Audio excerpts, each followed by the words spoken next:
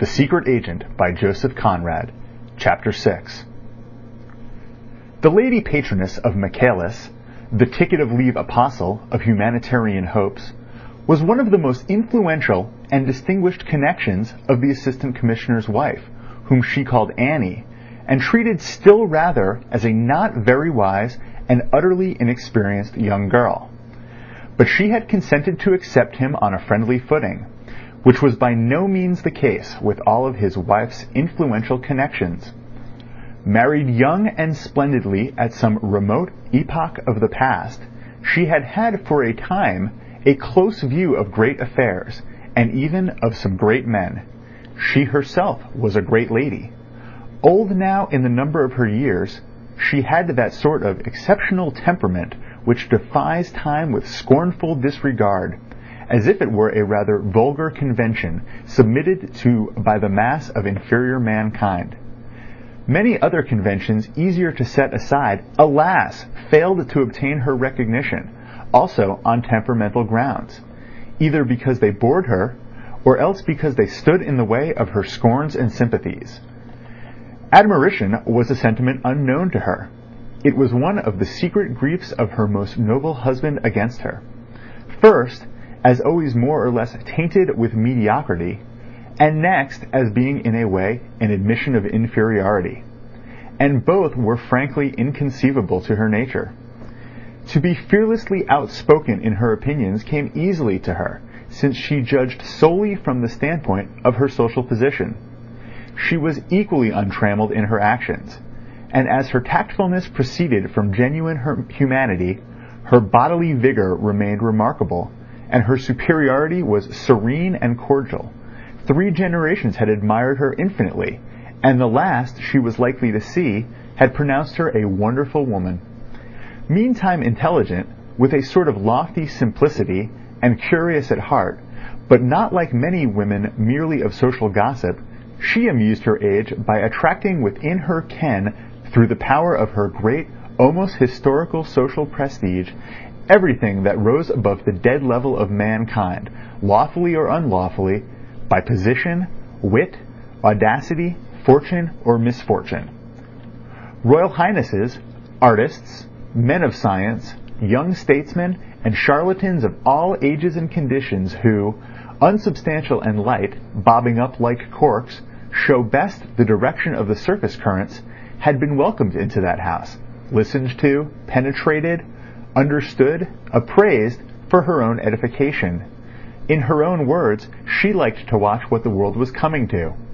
And as she had a practical mind, her judgment of men and things, though based on special prejudices, was seldom totally wrong, and almost never wrong-headed.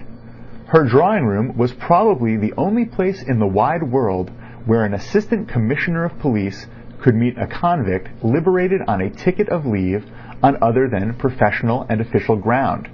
Who had brought Michaelis there one afternoon, the assistant commissioner did not remember very well.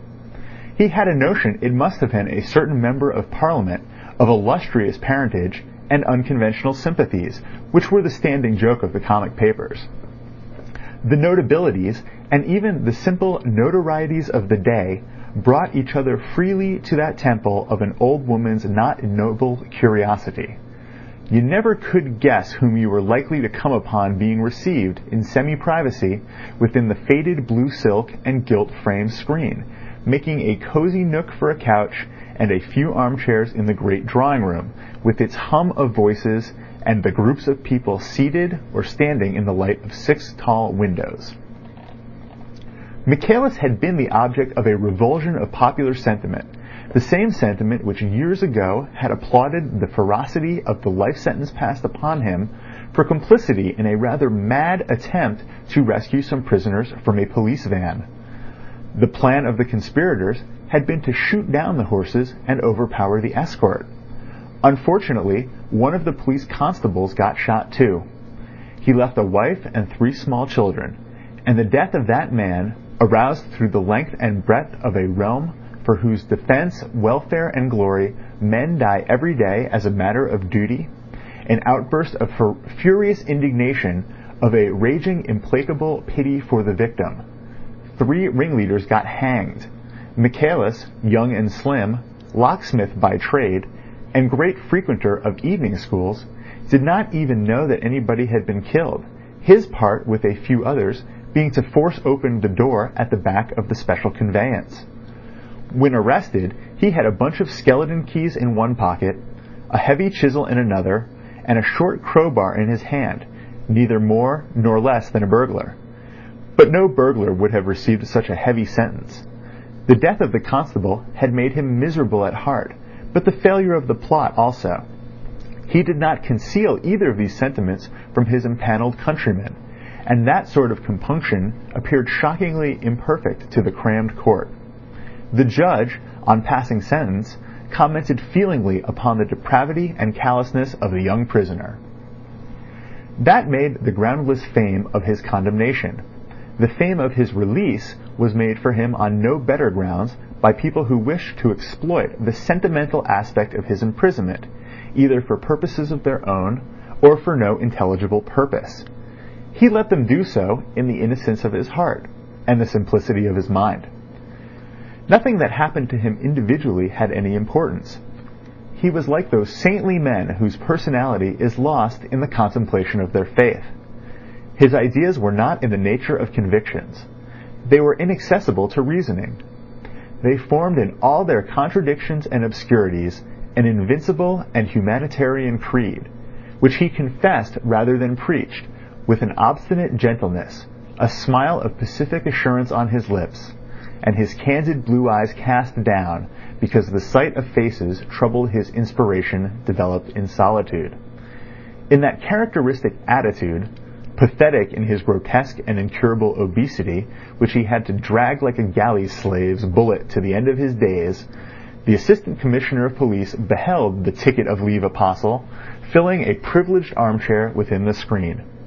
He sat there by the head of the old lady's couch, mild-voiced and quiet, with no more self-consciousness than a very small child, and with something of a child's charm, the appealing charm of trustfulness. Confident of the future, whose secret ways had been revealed to him within the four walls of a well-known penitentiary, he had no reason to look with suspicion upon anybody. If he could not give the great and curious lady a very definite idea as to what the world was coming to, he had managed without effort to impress her by his unembittered faith, by the sterling quality of his optimism. A certain simplicity of thought is common to serene souls at both ends of the social scale. The great lady was simple in her own way. His views and beliefs had nothing in them to shock or startle her, since she judged them from the standpoint of her lofty position. Indeed, her sympathies were easily accessible to a man of that sort. She was not an exploiting capitalist herself. She was, as it were, above the play of economic conditions, and she had a great capacity of pity for the more obvious forms of common human miseries, precisely because she was such a complete stranger to them that she had to translate her conception into terms of mental suffering before she could grasp the notion of their cruelty. The Assistant Commissioner remembered very well the conversation between these two. He had listened in silence. It was something as exciting in a way, and even touching in its foredoomed futility, as the efforts at moral intercourse between the inhabitants of remote planets. But this grotesque incarnation of humanitarian passion appealed somehow to one's imagination. At last Michaelis rose, and, taking the great lady's extended hand, shook it, retained it for a moment in his great cushioned palm with unembarrassed friendliness, and turned upon the semi-private nook of the drawing-room, his back vast and square, and as if distended under the short tweed jacket. Glancing about in serene benevolence, he waddled along to the distant door between the knots of other visitors. The murmur of conversations paused on his passage. He smiled innocently at a tall, brilliant girl whose eyes met his accidentally, and went out unconscious of the glances following him across the room. Michaelis's first appearance in the world was a success of esteem unmarred by a single murmur of derision. The interrupted conversations were resumed in their proper tone, grave or light. Only a well-set-up, long-limbed, active-looking man of 40 talking with two ladies near a window remarked aloud, with an unexpected depth of feeling, 18 stone, I should say, and not 5'6". Poor fellow, it's terrible, terrible. The lady of the house, gazing absently at the assistant commissioner, left alone with her on the private side of the screen, seemed to be rearranging her mental impressions behind her thoughtful immobility of a handsome old face. Men with grey mustaches and full, healthy, vaguely smiling countenances approached, circling round the screen.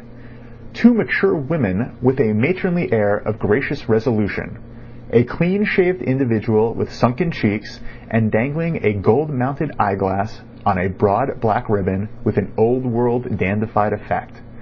A silence deferential, but full of reserves, reigned for a moment, and then the great lady exclaimed, not with resentment, but with a sort of protesting indignation, "And that officially is supposed to be a revolutionist? What nonsense!" She looked hard at the assistant commissioner, who murmured apologetically, not a dangerous one, perhaps. "Not dangerous? I should think not indeed. He is a mere believer. It's the temperament of a saint," declared the great lady in a firm tone. "And they kept him shut up for 20 years? One shudders at the stupidity of it. And now they have let him out. Everybody belonging to him has gone away somewhere or dead. His parents are dead. The girl he was to marry has died while he was in prison. He has lost the skill necessary for his manual occupation. He told me all this himself with the sweetest patience. But then he said he had had plenty of time to think things out for himself. A pretty compensation. If that's the stuff revolutionists are made of, some of us may well go on their knees to them," she continued in a slightly bantering voice, while the banal society smiles hardened on their worldly faces, turned towards her with conventional deference. "The poor creature is obviously no longer in a position to take care of himself. Somebody will have to look after him a little. He should be recommended to follow a treatment of some sort," the soldierly voice of the active-looking man was heard advising earnestly from a distance. He was in the pink of condition for his age, and even the texture of his long frock coat had a character of elastic soundness, as if it were a living tissue.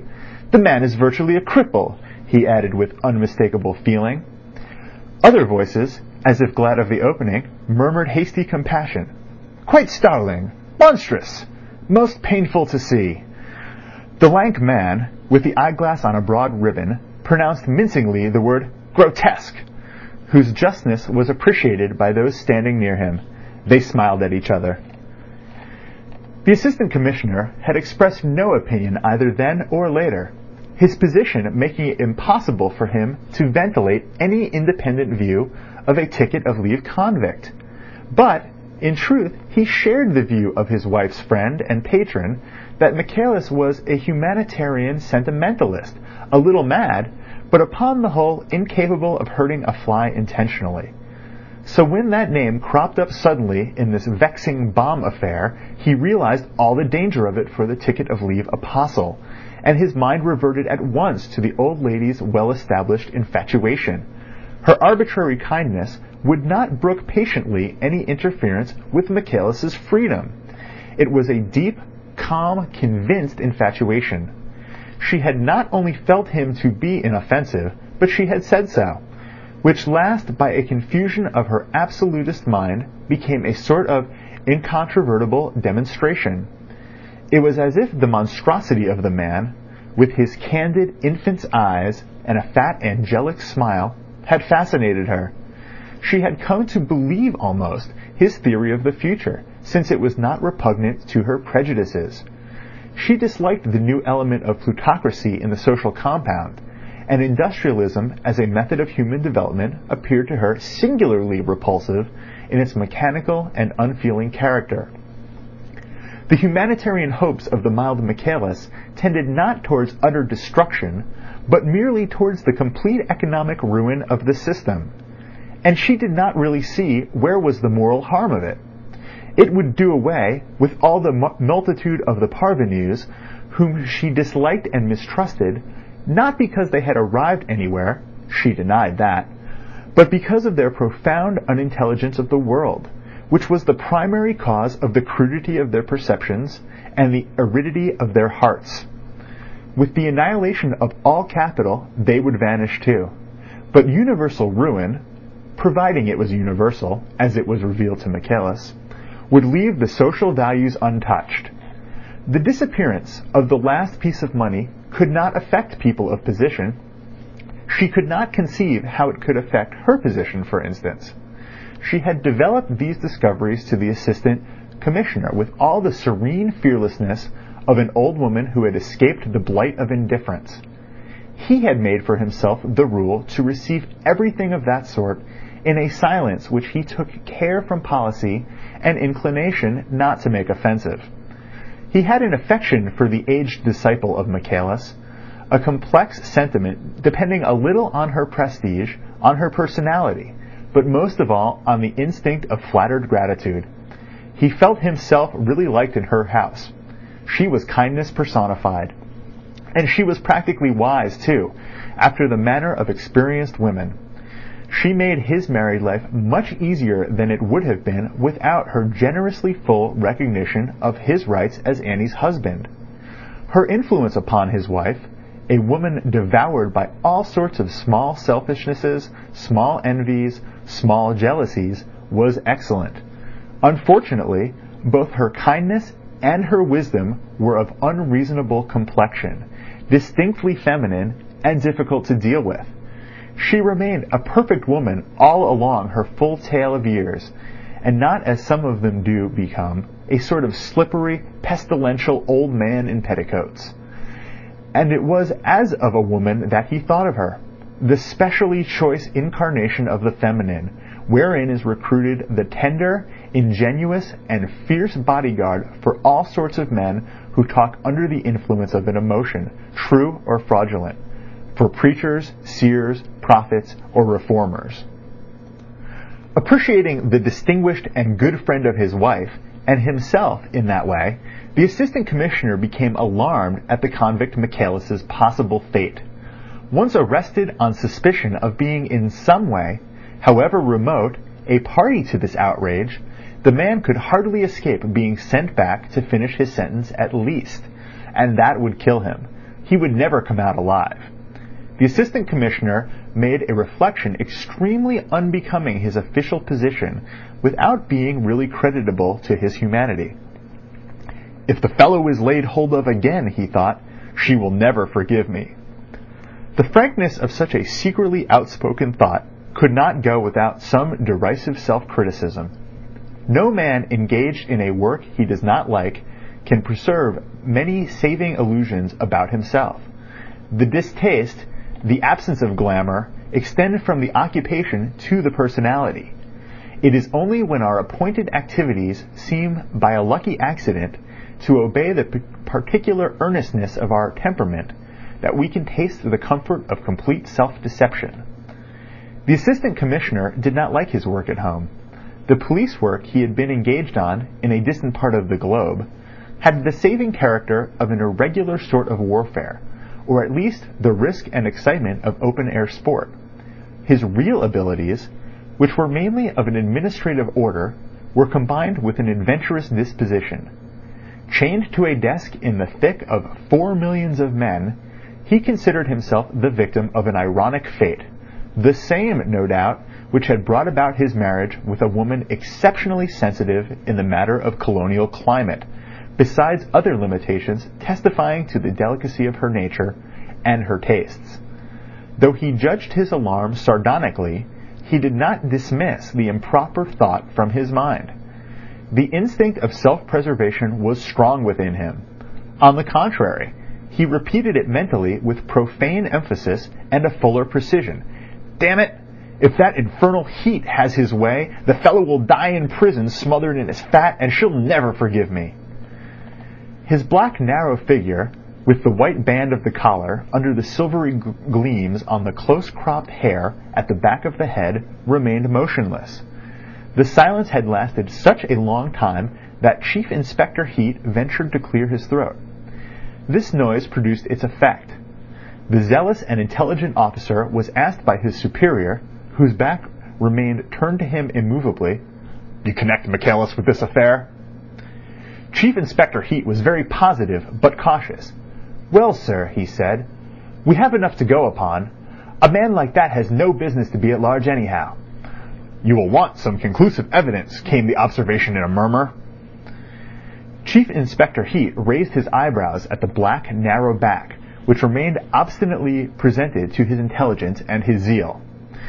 "There will be no difficulty in getting up sufficient evidence against him," he said with virtuous complacency.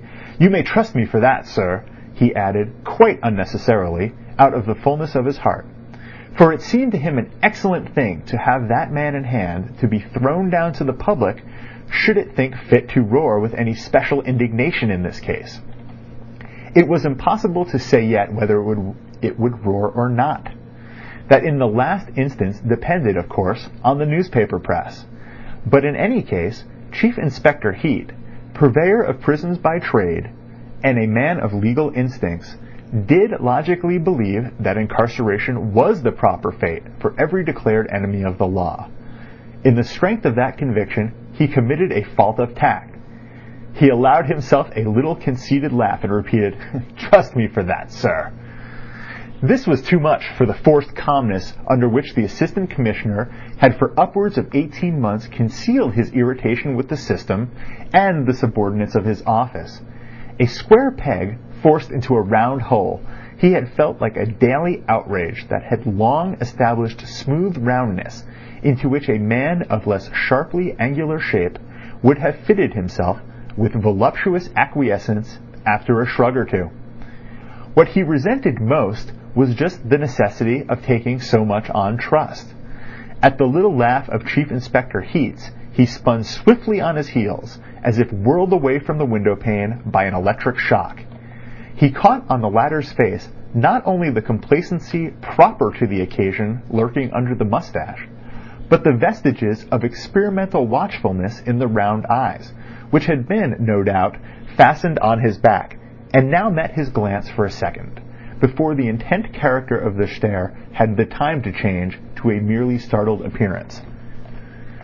The Assistant Commissioner of Police had really some qualifications for his post. Suddenly, his suspicion was awakened. It is but fair to say that his suspicions of the police methods, unless the police happened to be a semi-military body organized by himself, was not difficult to arouse.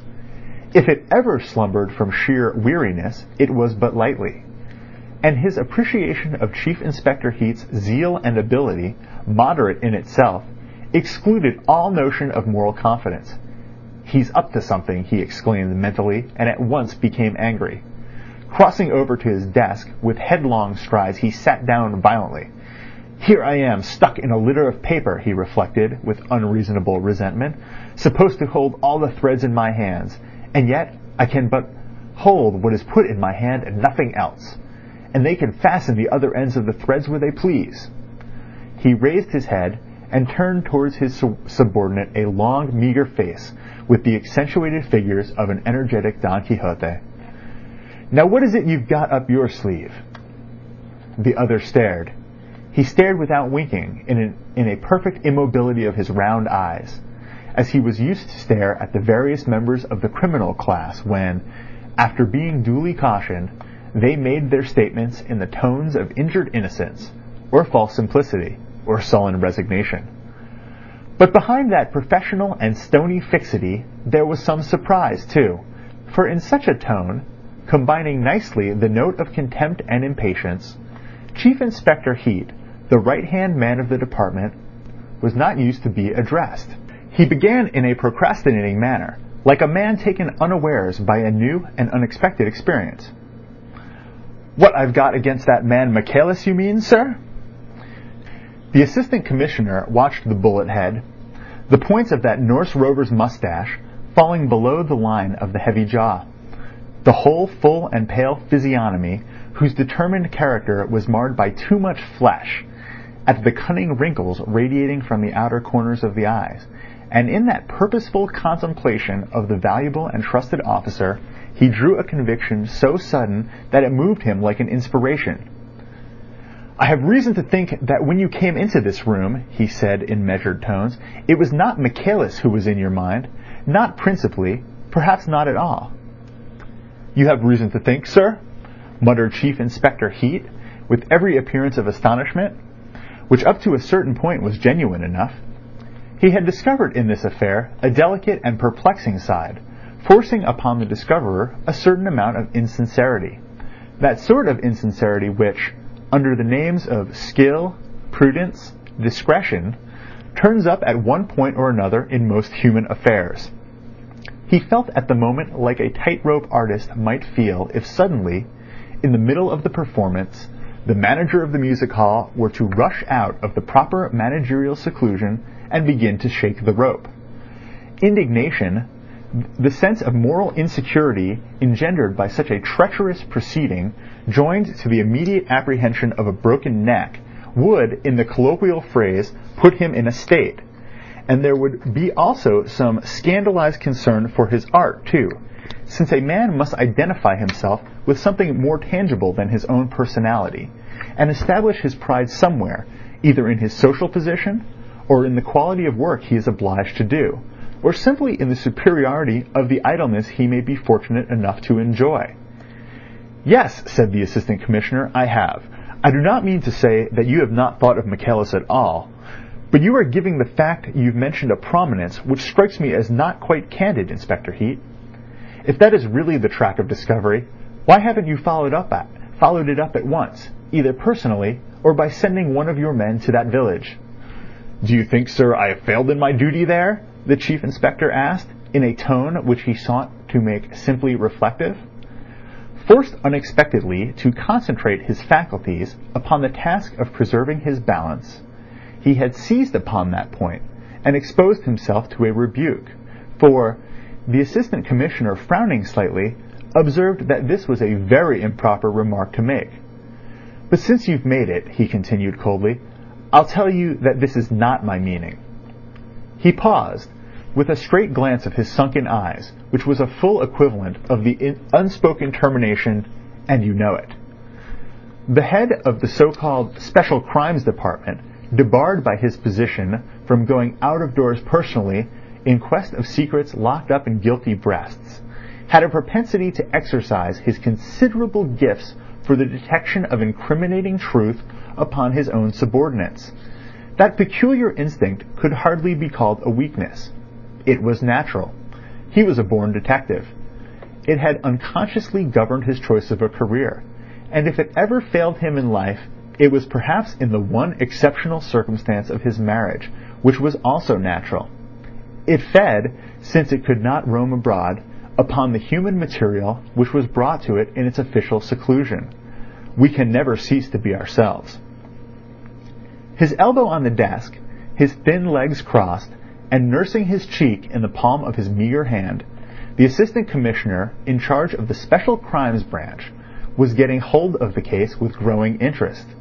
His Chief Inspector, if not an absolutely worthy foeman of his penetration, was at any rate the most worthy of all within his reach.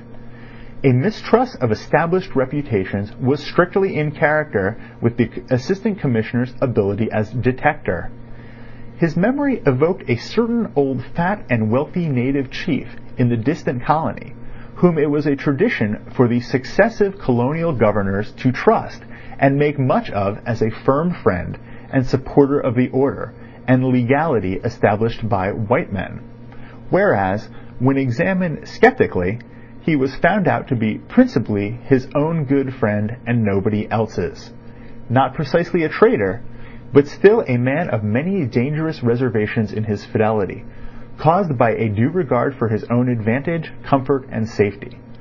A fellow of some innocence in his naive duplicity, but nonetheless dangerous. He took some finding out. He was physically a big man, too, and, allowing for the difference of color, of course, Chief Inspector Heat's appearance recalled him to the memory of his superior. It was not the eyes nor yet the lips exactly. It was bizarre. But does not Alfred Wallace relate in his famous book on the Malay archipelago how, amongst the Aru Islanders, he discovered in an old and naked savage with a sooty skin a peculiar resemblance to a dear friend at home?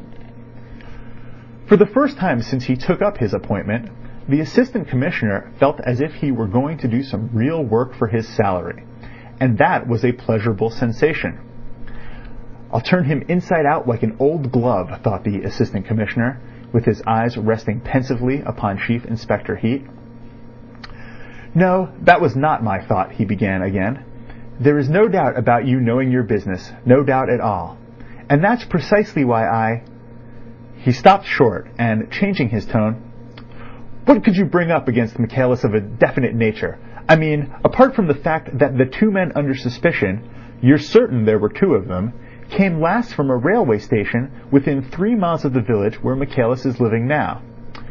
"This by itself is enough for us to go upon, sir, with that sort of man," said the Chief Inspector with returning composure. The slight approving movement of the Assistant Commissioner's head went far to pacify the resentful astonishment of the renowned officer. For Chief Inspector Heat was a kind man, an excellent husband, a devoted father. And the public and departmental confidence he enjoyed acting favorably upon an amiable nature disposed him to feel friendly towards the successive Assistant Commissioners he had seen pass through that very room. There had been 3 in his time. The first one, a soldierly, abrupt, red-faced person with white eyebrows and an explosive temper, could be managed with a silken thread. He left on reaching the age limit. The second, a perfect gentleman, knowing his own and everybody else's place to a nicety, on resigning to take up a higher appointment out of England, got decorated for, really, Inspector Heat's services. To work with him had been a pride and a pleasure. The third, a bit of a dark horse from the first, was at the end of 18 months something of a dark horse still to the department. Upon the whole, Chief Inspector Heat believed him to be in the main harmless. Odd-looking, but harmless. He was speaking now, and the Chief Inspector listened with outward deference, which means nothing, being a matter of duty, and inwardly with benevolent toleration. Michaelis reported himself before leaving London for the country? Yes, sir, he did. And what may he be doing there? Continued the Assistant Commissioner, who was perfectly informed on that point. Fitted with painful tightness into an old wooden armchair before a worm-eaten oak table in an upstairs room of a 4-roomed cottage with a roof of moss-grown tiles, Michaelis was writing night and day in a shaky, slanting hand that autobiography of a prisoner, which was to be like a book of Revelation in the history of mankind. The conditions of confined space, seclusion, and solitude in a small, 4-roomed cottage were favorable to his inspiration. It was like being in prison, except that one was never disturbed for the odious purpose of taking exercise according to the tyrannical regulations of his old home in the penitentiary. He could not tell whether the sun still shone on the earth or not. The perspiration of the literary labor dropped from his brow. A delightful enthusiasm urged him on. It was the liberation of his inner life, the letting out of his soul into the wide world, and the zeal of his guileless vanity, first awakened by the offer of £500 from a publisher, seemed something predestined and holy.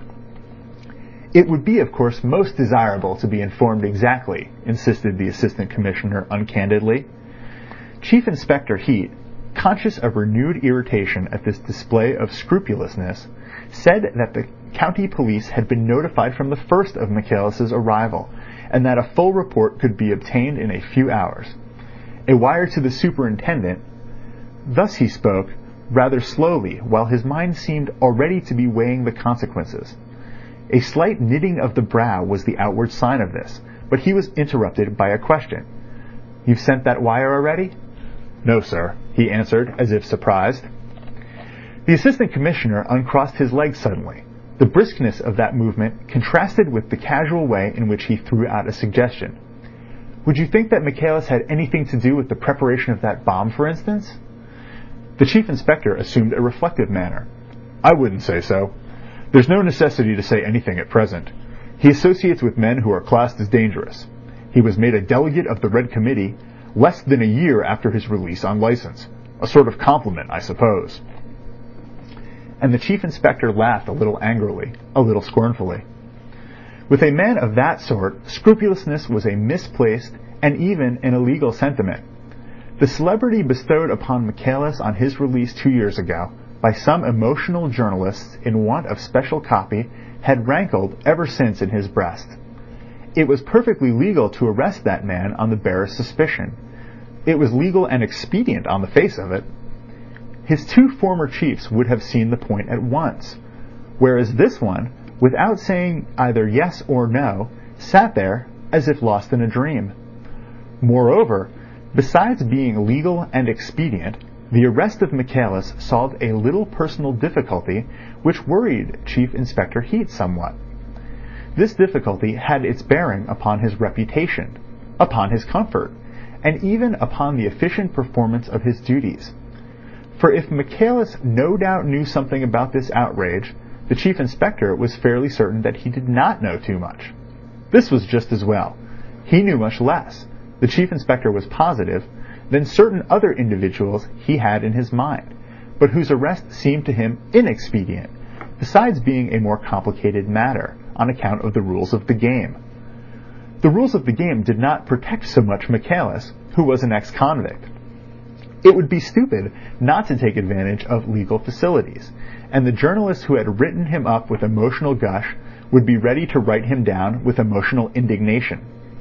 This prospect, viewed with confidence, had the attraction of a personal triumph for Chief Inspector Heat, and deep down in his blameless bosom of an average married citizen, almost unconscious, but potent nevertheless, the dislike of being compelled by events to meddle with the desperate ferocity of the professor had its say. This dislike had been strengthened by the chance meeting in the lane. The encounter did not leave behind with Chief Inspector Heat that satisfactory sense of superiority the members of the police force get from the unofficial but intimate side of their intercourse with the criminal classes, by which the vanity of power is soothed, and the vulgar love of domination over our fellow creatures is flattered as worthily as it deserves. The perfect anarchist was not recognized as a fellow creature by Chief Inspector Heat. He was impossible, a mad dog to be left alone.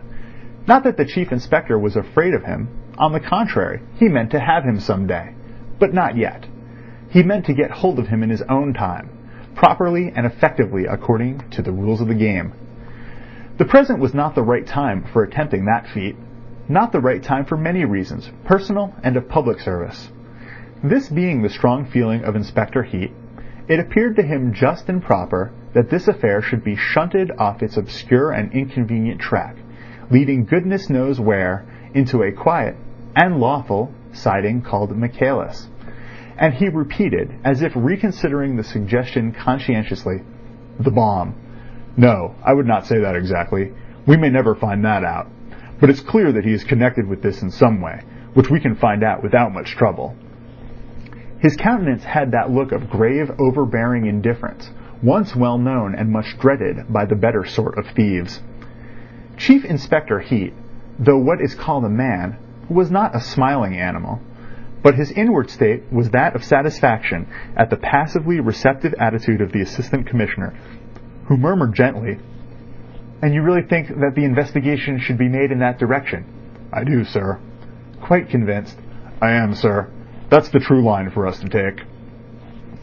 The Assistant Commissioner withdrew the support of his hand from his reclining head with a suddenness that, considering his languid attitude, seemed to menace his whole person with collapse.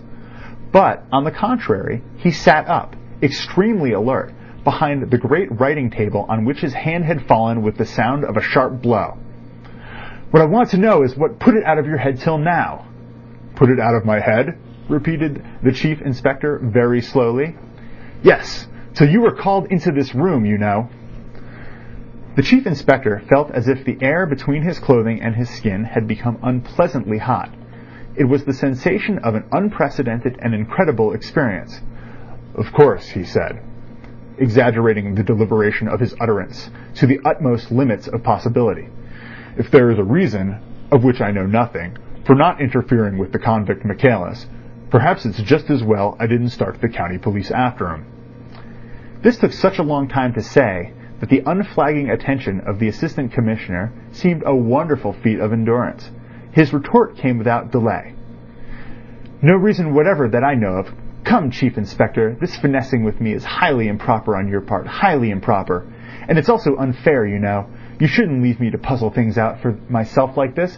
Really, I am surprised." He paused, then added smoothly, "I need scarcely tell you that this conversation is altogether unofficial." These words were far from pacifying the chief inspector. The indignation of a betrayed tightrope performer was strong within him. In his pride of a trusted servant, he was affected by the assurance that the rope was not shaken for the purpose of breaking his neck, as by an exhibition of impudence. As if anybody were afraid! Assistant commissioners come and go, but a valuable chief inspector is not an ephemeral office phenomenon. He was not afraid of getting a broken neck. To have his performance spoiled was more than enough to account for the glow of honest indignation. And as thought is no respecter of persons, the thought of Chief Inspector Heat took a threatening and prophetic shape. "You, my boy," he said to himself, keeping his round and habitually roving eyes fastened upon the Assistant Commissioner's face. "You, my boy, don't know your place, and your place won't know you very long either, I bet." As if in provoking answer to that thought, something like the ghost of an amiable smile passed on the lips of the Assistant Commissioner. His manner was easy and businesslike, while he persisted in administering another shake to the tightrope. "Let us come now to what you have discovered on the spot, Chief Inspector," he said. "A fool and his job are soon parted," went on the train of prophetic thought in Chief Inspector Heat's head, but it was immediately followed by the reflection that a higher official, even when fired out, this was the precise image, has still the time as he flies through the door to launch a nasty kick at the shin bones of a subordinate. Without softening very much the basilisk nature of his stare, he said impassively, "We're coming to that part of my investigation, sir." "That's right. Well, what have you brought away from it?" The chief inspector, who had made up his mind to jump off the rope, came to the ground with gloomy frankness.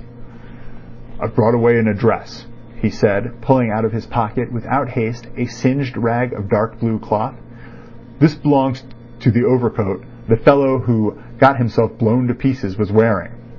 Of course, the overcoat may not have been his, and may even have been stolen, but that's not at all probable if you look at this." The chief inspector, stepping up to the table, smoothed out carefully the rag of blue cloth. He had picked it up from the repulsive heap in the mortuary, because a tailor's name is found sometimes under the collar. It is not often of much use, but still, he only half expected to find anything useful, but certainly he did not expect to find, not under the collar at all, but stitched carefully on the underside of the lapel, a square piece of calico with an address written on it in marking ink. The chief inspector removed his smoothing hand. "I carried it off with me without anybody taking notice," he said. "I thought it best. It can always be produced if required." The assistant commissioner, rising a little in his chair, pulled the cloth over to his side of the table. He sat looking at it in silence. Only the number 32 and the name of Brett Street were written in marking ink on a piece of calico slightly larger than an ordinary cigarette paper. He was genuinely surprised. "Can't understand why he should have gone about labeled like this," he said, looking up at Chief Inspector Heat. "It's a most extraordinary thing." "I met once in the smoking room of a hotel an old gentleman who went about with his name and address sewn on in all his coats in case of an accident or sudden illness," said the chief inspector. "He professed to be 84 years old, but he didn't look his age. He told me he was also afraid of losing his memory suddenly, like those people he has been reading of in the papers." A question from the assistant commissioner, who wanted to know what was number 32 Brett Street, interrupted that reminiscence abruptly. The chief inspector, driven down to the ground by unfair artifices, had elected to walk the path of unreserved openness. If he firmly believed that to know too much was not good for the department, the judicious holding back of knowledge was as far as his loyalty dared to go for the good of the service. If the assistant commissioner wanted to mismanage this affair, nothing, of course, could prevent him. But on his own part, he now saw no reason for a display of alacrity, so he answered concisely, "It's a shop, sir." The assistant commissioner, with his eyes lowered on the rag of blue cloth, waited for more information. As that did not come, he proceeded to obtain it by a series of questions propounded with gentle patience.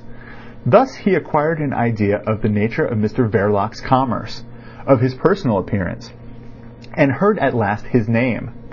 In a pause, the Assistant Commissioner raised his eyes and discovered some animation on the Chief Inspector's face. They looked at each other in silence. "Of course," said the latter, "the department has no record of that man." "Did any of my predecessors have any knowledge of what you have told me now?" asked the Assistant Commissioner, putting his elbows on the table and raising his joined hands before his face, as if about to offer prayer, only that his eyes had not a pious expression. "No, sir, certainly not. What would have been the object? That sort of man could never be produced publicly to any good purpose. It was sufficient for me to know who he was, and to make use of him in any way that could be used publicly." "And do you think that sort of private knowledge consistent with the official position you occupy?" "Perfectly, sir. I think it's quite proper. I will take the liberty to tell you, sir, that it makes me what I am, and I am looked upon as a man who knows his work. It's a private affair of my own. A personal friend of mine in the French police gave me the hint that the fellow was an embassy spy. Private friendship, private information, private use of it. That's how I look upon it." The Assistant Commissioner, after remarking to himself that the mental state of the renowned Chief Inspector seemed to affect the outline of his lower jaw, as if the lively sense of his high professional distinction had been located in that part of his anatomy, dismissed the point for the moment with a calm "I see." Then, leaning his cheek on his joined hands, "Well then, speaking privately if you like, how long have you been in private touch with this embassy spy?" To this inquiry, the private answer of the Chief Inspector, so private that it was never shaped into audible words, was, "Long before you were even thought of for your place here." This, so to speak, public utterance was much more precise. "I saw him for the first time in my life a little more than 7 years ago, when 2 Imperial Highnesses and the Imperial Chancellor were on a visit here. I was put in charge of all the arrangements for looking after them. Baron Stott Wartenheim was ambassador then. He was a very nervous old gentleman. One evening, 3 days before the Guildhall banquet, he sent word that he wanted to see me for a moment. I was downstairs, and the carriages were at the door to take the Imperial Highnesses and the Chancellor to the opera. I went up at once. I found the Baron walking up and down his bedroom in a pitiable state of distress, squeezing his hands together. He assured me he had the fullest confidence in our police and in my abilities, but he had there a man just come over from Paris, whose information could be trusted implicitly. He wanted me to hear what the man had to say. He took me at once into a dressing room next door, where I saw a big fellow in a heavy overcoat sitting all alone on a chair, and holding his hat and stick in one hand. The Baron said to him in French, 'Speak, my friend.' The light in that room was not very good. I talked with him for some 5 minutes, perhaps. He certainly gave me a piece of very startling news. Then the Baron took me aside nervously to praise him up to me, and when I turned round again, I discovered that the fellow had vanished like a ghost. Got up and sneaked out down some back stairs, I suppose. There was no time to run after him, as I had to hurry off after the ambassador down the great staircase, and see the party started safe for the opera. However, I acted upon the information that very night.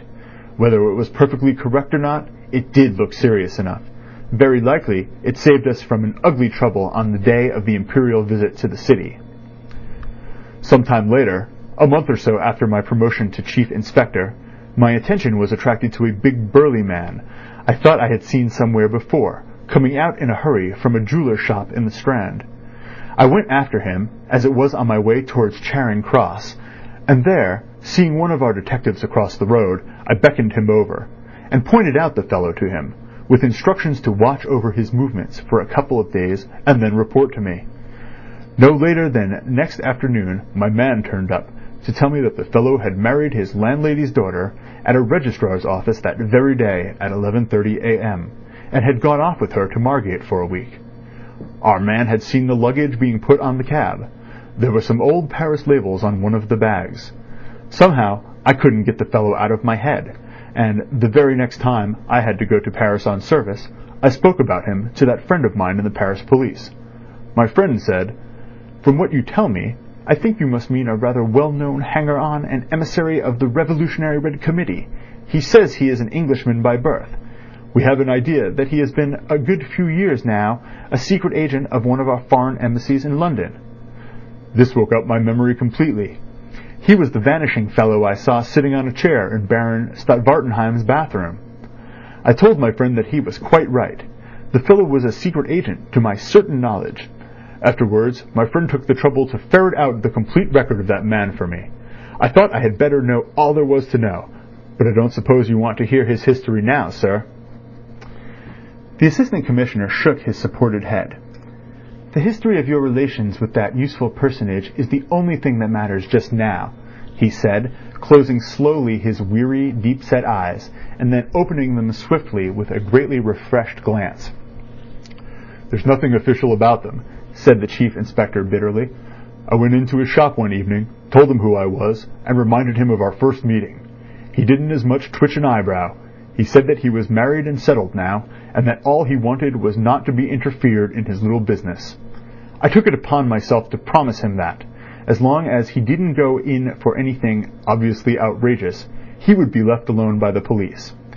That was worth something to him, because a word from us to the Customs House people would have been enough to get some of these packages he gets from Paris and Brussels opened in Dover, with confiscation to follow for certain, and perhaps a prosecution as well at the end of it."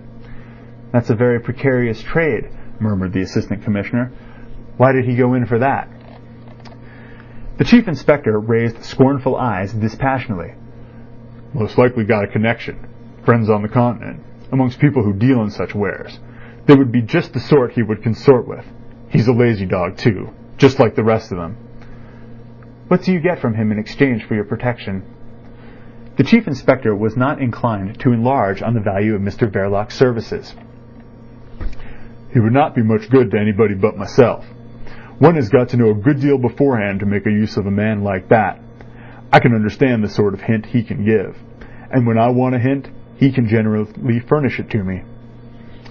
The Chief Inspector lost himself suddenly in a discreet, reflective mood, and the Assistant Commissioner repressed a smile at the fleeting thought that the reputation of Chief Inspector Heat might possibly have been made in a great part by the secret agent Verloc. In a more general way of being of use, all our men of the Special Crimes Section on duty at Charing Cross and Victoria have orders to take careful notice of anybody they may see with him. He meets the new arrivals frequently, and afterwards keeps track of them. He seems to have been told off for that sort of duty. When I want an address in a hurry, I can always get it from him. Of course, I know how to manage our relations. I haven't seen him to speak to 3 times in the last 2 years. I drop him a line, unsigned, and he answers me in the same way at my private address." From time to time, the Assistant Commissioner gave an almost imperceptible nod. The Chief Inspector added that he did not suppose Mr. Verloc to be deep in the confidence of the prominent members of the Revolutionary International Council, but that he was generally trusted. Of that there could be no doubt. "Whenever I've had reason to think there was something in the wind," he concluded, "I've always found he could tell me something worth knowing." The Assistant Commissioner made a significant remark. "He failed you this time." "Neither had I wind of anything in any other way," retorted Chief Inspector Heat. "I asked him nothing, so he could tell me nothing. He isn't one of our men. It isn't as if he were in our pay." "No," muttered the Assistant Commissioner. "He's a spy in the pay of a foreign government. We could never confess to him." "I must do my work in my own way," declared the Chief Inspector. "When it comes to that, I would deal with the devil himself, and take the consequences. There are things not fit for everybody to know." "Your idea of secrecy seems to consist in keeping the chief of your department in the dark. That's stretching it perhaps a little too far, isn't it? He lives over his shop?" "Who, Verloc? Oh yes, he lives over his shop. The wife's mother, I fancy, lives with them." "Is the house watched?" "Oh dear, no. It wouldn't do. Certain people who come there are watched. My opinion is that he knows nothing of this affair." "How do you account for this?" The Assistant Commissioner nodded at the cloth rag lying before him on the table. "I don't account for it at all, sir. It's simply unaccountable. It can't be explained by what I know." The chief inspector made those admissions with the frankness of a man whose reputation is established as if on a rock. "At any rate, not at this present moment. I think that the man who had most to do with it will turn out to be Michaelis." "You do?" "Yes, sir, because I can answer for all the others." "What about that other man supposed to have escaped from the park?" "I should think he's far away by this time," opined the chief inspector. The assistant commissioner looked hard at him, and rose suddenly, as though having made up his mind to some course of action. As a matter of fact, he had that very moment succumbed to a fascinating temptation. The chief inspector heard himself dismissed with instructions to meet his superior early next morning for further consultation upon the case.